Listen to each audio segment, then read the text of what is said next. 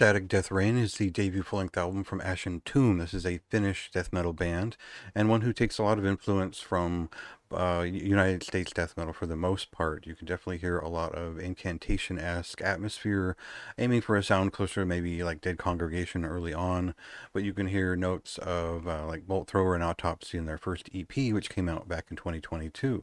I gave it a short review. I thought it was a pretty good record, and I thought that it was interesting that a lot of their background had been more in grindcore, melodic death, and a death doom metal band, which I've reviewed otherwise, called God Disease. So this is maybe their strike into just pure tradition, and I think they have a good sense for just general professionalism, performance, and art direction. The whole package is very strong on this record, and it shows up just as a ready-made, ready-to-go kind of thing, and it was easy to get into this album. So to get a better sense of what it sounds like, we'll just cut to a song here, and I'll say what's different about this record overall versus the EP, in good and bad ways.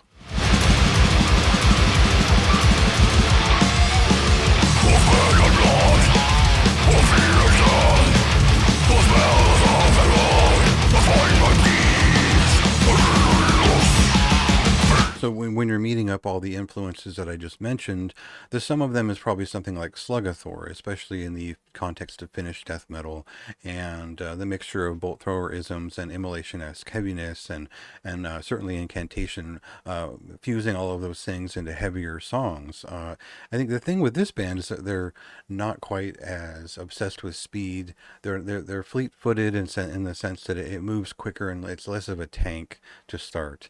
And while I appreciate that, I think the overall listen is not necessarily scatterbrained, but not every riff really hits. There's a lot of kind of filler riffs here and there. It all works very well song by song, but when you hone in on the details of every song and you've spent enough time with all of it, there certainly are points where the brain can turn off and it can just be death metal. And I think the solos are kind of maybe some of the weaker points on the album.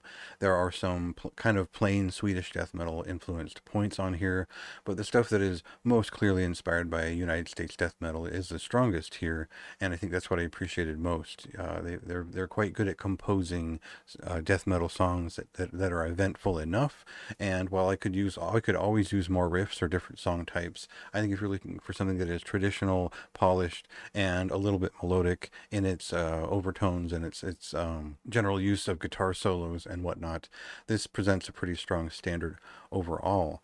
Like I say on here, it doesn't quite meet up with like bigger Finnish bands that have been around for quite a bit longer, like Corpsest or Gorphilia, but I could see them getting to that point where there's some classic sound in there, but they're still they eventually will start doing more of their own thing rather than an admixture.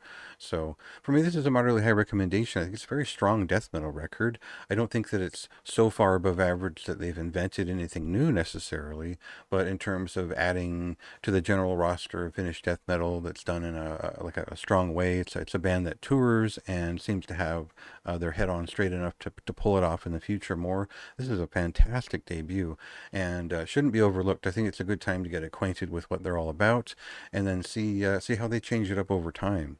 My only thing would be just more riffs and less of the slower, four count kind of stuff that we hear just too much of lately.